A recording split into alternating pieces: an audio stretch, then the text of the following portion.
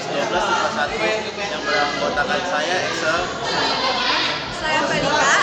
Pada video ini kami akan melakukan percobaan membuat kipas angin dengan panel surya sebagai pembangkit listriknya.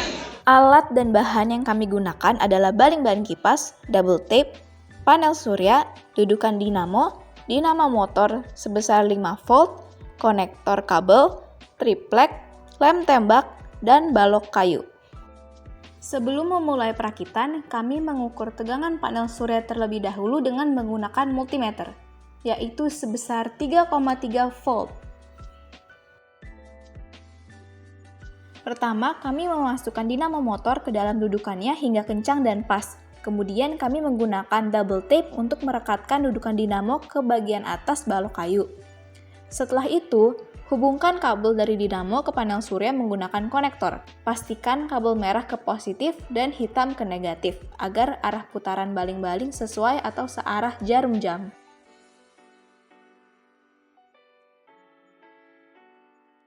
Yang ketiga, tekan perlahan baling-baling ke poros dinamo sampai terpasang kuat. Terakhir, kami menggunakan lem tembak untuk merekatkan bagian bawah balok kayu ke triplek yang berfungsi sebagai alas. Kami menguji coba kipas ini dengan mengarahkan panel surya ke cahaya matahari langsung.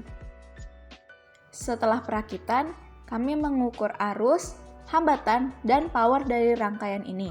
Dengan menggunakan multimeter digital, didapati arus listrik yang mengalir dalam rangkaian ini sebesar 0,1 ampere. Kemudian dengan menggunakan rumus hukum Ohm juga didapati hambatan dari rangkaian ini. Daya listrik yang dihasilkan panel surya juga dapat diukur dengan menggunakan rumus potensial dikali arus. Dalam percobaan ini, kipas angin dapat berputar karena terjadi proses fotolistrik. Proses fotolistrik terjadi saat cahaya, terutama sinar matahari, mengenai suatu permukaan logam atau semikonduktor dan menyebabkan elektron di dalamnya keluar dari material tersebut. Cahaya dengan frekuensi lebih besar dari frekuensi ambang logam ditembakkan pada emitter. Cahaya dalam kondisi ini dianggap sebagai partikel atau foton. Setiap elektron menyerap energi foton sehingga energi elektron melebihi energi ambang logam.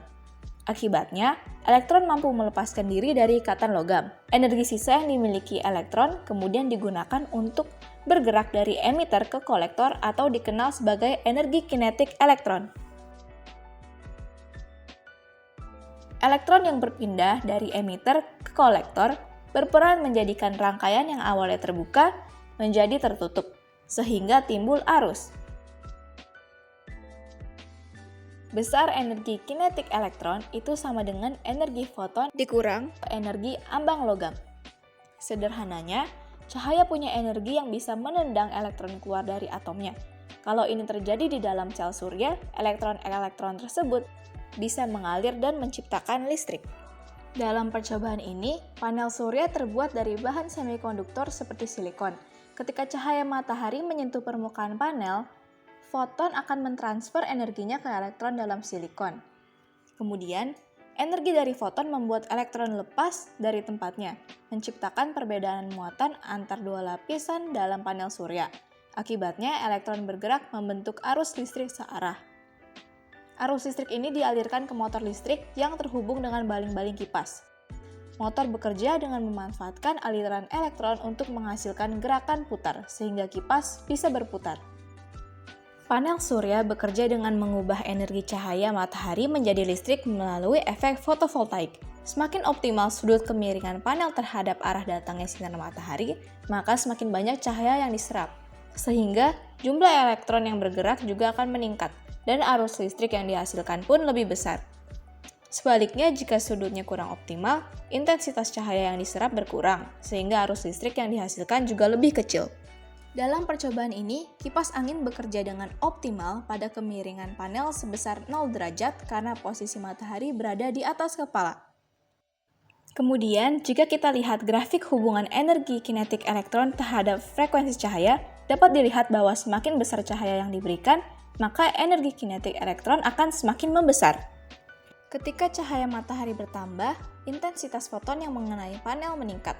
Hal ini menyebabkan lebih banyak elektron yang terdorong dalam sel surya, sehingga arus listrik yang dihasilkan naik. Namun, kenaikan ini memiliki batas tertentu sesuai dengan kapasitas maksimum panel. Selanjutnya, jika cahaya matahari terhalang, misalnya oleh bayangan pohon, bangunan, atau awan tebal, jumlah foton yang mencapai panel akan berkurang. Akibatnya, pergerakan elektron dalam sel surya menurun, sehingga arus listrik yang dihasilkan berkurang. Jika hambatan terlalu besar atau total, misalnya panel sepenuhnya tertutup, arus listrik bisa turun drastis atau bahkan menjadi nol. Sekian video dari